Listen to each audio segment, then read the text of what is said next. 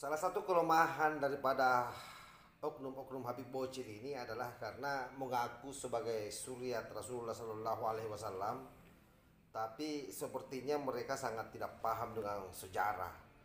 Bagaimana sebagaimana apa yang selama ini selalu dikeluarkan oleh Bahar Smaik, di mana menganggap bahwa pemerintah di Indonesia ini zolim, terutama dalam hal memberikan hukuman terhadap orang-orang yang dia anggap sebagai ulama.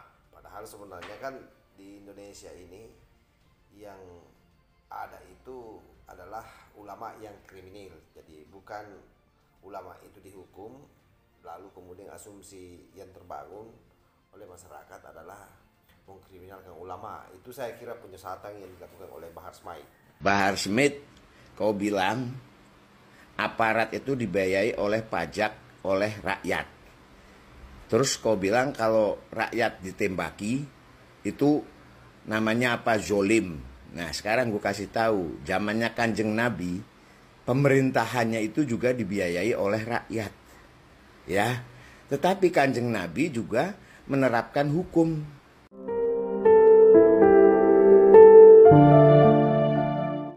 Yang waras tidak boleh mengalah terhadap mereka para pencuri agama yang menjadikan agama sebagai alat politik. Assalamualaikum warahmatullahi wabarakatuh. Om Swastiastu, Namo Buddhaya, salam kebajikan. Kembali bersama Toleng 9 dari Buntapan di Talupi Kabupaten Bulukumba. Apa yang disampaikan oleh Kakek Wahyu, saya kira di dalam video yang saya sematkan di awal itu merupakan satu analisis yang menurut hemat saya sangat realistis, karena betul-betul sesuai dengan apa yang tergambarkan di dalam sejarah kepemimpinan Rasulullah Shallallahu Alaihi Wasallam, terutama kalau bicara soal hukum. Kita tahu bahwa waktu Rasulullah Shallallahu Alaihi Wasallam itu menyandarkan hukum pada beberapa aspek. Yang pertama itu tentu Al-Quran. Nah, Nabi sendiri yang langsung menerima wahyu itu kemudian sehingga dalam proses penerapan hukum-hukum yang berdasarkan Al-Quran itu Nabi betul-betul pahami bagaimana konteksnya hukum-hukum itu berlaku. Yang kedua tentu sebagai Nabi, hukum yang kedua itu adalah sunnahnya sendiri, pernyataan-pernyataannya Nabi yang bisa langsung terkonfirmasi dengan Al-Quran atau sejalan dengan Al-Quran setiap ada permasalahan yang ada. Lalu yang ketiga itu namanya hukum hudud. Ini penting, ini ditahu oleh masyarakat. Nah, apa itu hukum hudud? Hukum hudud itu merujuk kepada hukum-hukum yang berkaitan dengan kejahatan berat, seperti misalnya pencurian, persinahan, atau pengkhianatan agama atau yang biasa disebut dengan murtad, serta meminum minuman keras. Nah, hukuman-hukuman hudud tersebut ditetapkan secara tegas di dalam kepemimpinan Nabi besar Muhammad Sallallahu Alaihi Wasallam, termasuk di dalamnya itu ada hukuman cambuk, rajam, dan amputasi, pemotongan tangannya. Itulah yang disampaikan oleh Kakek Wahyu tadi itu. Lalu yang keempat itu ada yang disebut dengan hukum jinayah. Hukum jinayah itu mencakup hukum pidana yang berlaku pada masyarakat Madinah pada masa itu. Contohnya termasuk hukum perdata, hukum kontra, hukum waris, dan hukum pernikahan. Ya, di mana prinsip-prinsip hukum ini diatur di dalam Al-Quran dan sunnah Nabi. Jadi itulah bagusnya dulu, karena kemudian Nabi besar Muhammad Sallallahu Alaihi Wasallam sebagai objek dan juga sekaligus sebagai subjek di dalam proses penerapan hukum, jadi tidak membutuhkan tafsir oleh orang lain. Ya, beliau langsung yang menafsirkan hukum-hukum itu berdasarkan situasi dan kondisi yang dihadapi masyarakat Madinah pada saat itu. Nah, dan perlu dipahami bahwa satu prinsip yang paling dikedepankan Nabi besar Muhammad Sallallahu Alaihi Wasallam itu adalah prinsip keadilan dan kesamaan di dalam menerapkan hukum. Jadi tidak ada tebang pilih. Betul-betul prinsip keadilan itu dikedepankan. Dan termasuk saya kira beliau itu merupakan tokoh hak asasi manusia, karena waktu itu tidak saja perlindungan hukum yang diberikan, tetapi juga perlindungan hak asasi manusia, di mana setiap individu dianggap memiliki hak yang sama di hadapan hukum tanpa memandang status sosial, suku atau keturunan. Nah, inilah bedanya dengan imigran-imigran Yaman hari ini. Dia merasa istimewa. Jadi kalau ada yang kena hukum, pasti tuduhannya ke pemerintah zalim. Tuduhannya ke pemerintah adalah mengkriminalkan ulama. Nah, ini harus bahar tahu ini. Nah, saya kira yang terakhir juga yang kita kenal di masa Rasulullah Sallallahu Alaihi Wasallam ada yang disebut dengan arbitrase dan mediasi. Jadi Nabi besar Muhammad Sallallahu Alaihi Wasallam itu seringkali menggunakan pendekatan penyelesaian sengketa itu melalui arbitrasi dan mediasi. Beliau melakukan ini mendorong orang-orang untuk mencari penyelesaian yang damai dalam kasus-kasus perselisihan. Jadi misalnya ada pertentangan. Nah, sama misalnya hari ini mestinya hukum arbitrasi dan mediasi ini bisa dilakukan. Misalnya soal adanya temuan Kiai Imad soal nasab, lalu kemudian ada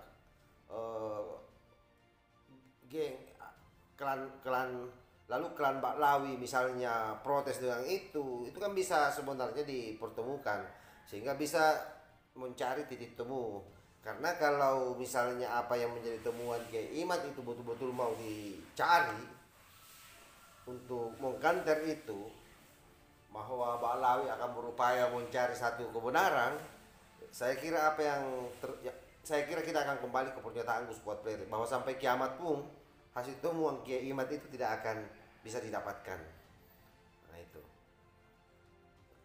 Jadi sehingga penting untuk diingat bahwa interpretasi dari aplikasi hukum Islam pada zaman Nabi besar Muhammad Sallallahu Alaihi Wasallam itu sangat tergantung pada konteks.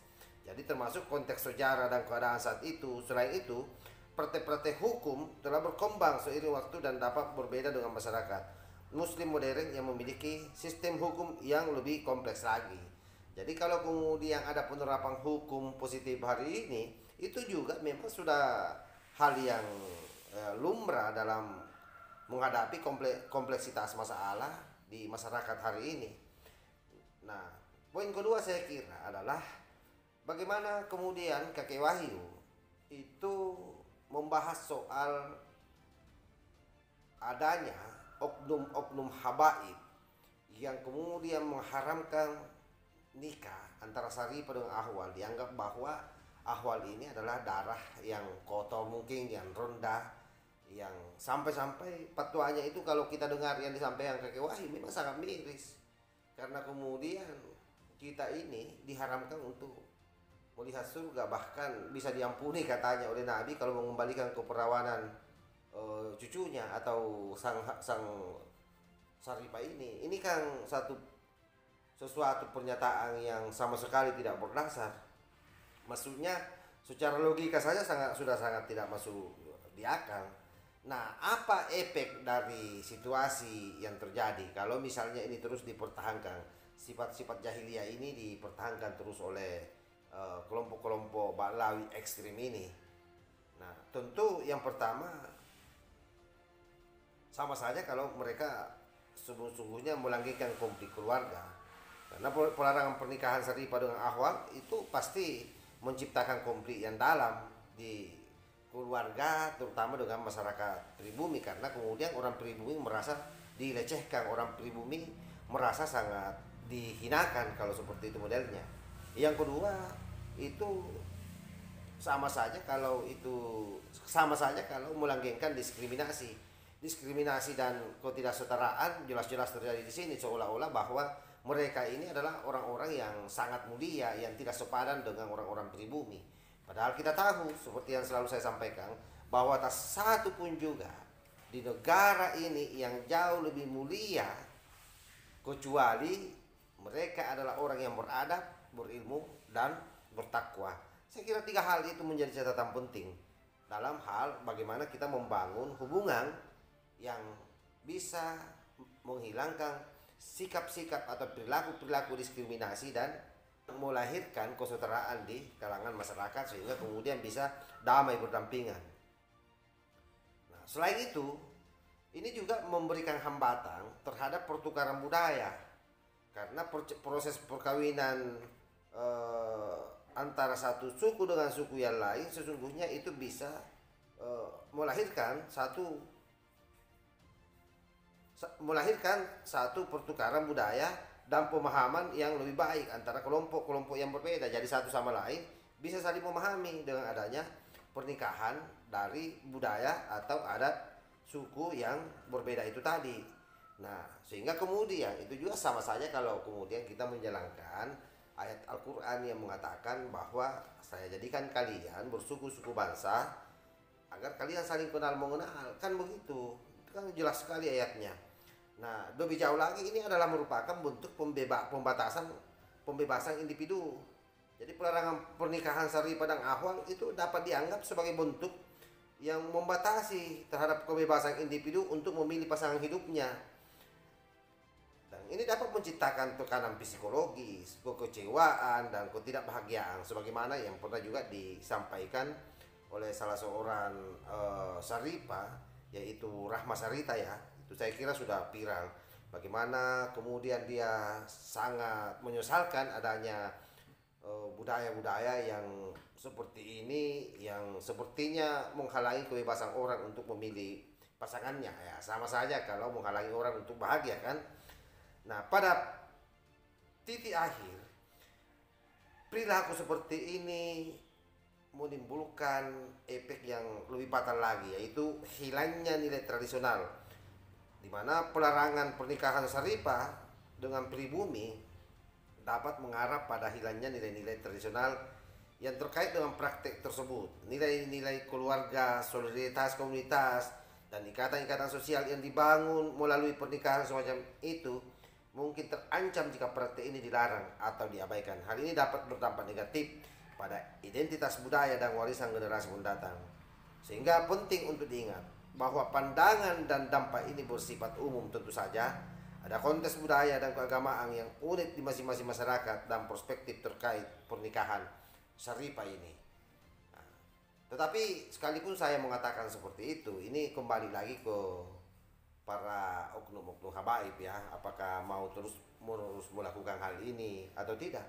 Tetapi saya pastikan bahwa kalau ini Anda lakukan terus-menerus, memberikan doktrin-doktrin yang sangat sesat terhadap masyarakat, maka jangan heran kalau kemudian masyarakat membenci Anda. Masyarakat kemudian tidak mencintai Anda, padahal Anda merasa sebagai cucu Rasulullah SAW. Nah, jelas bahwa perilaku ini adalah perilaku jahiliyah yang harus dibasmi di Indonesia. Wallahul muwaffiq ila aqwamit thariq. Wassalamualaikum warahmatullahi wabarakatuh.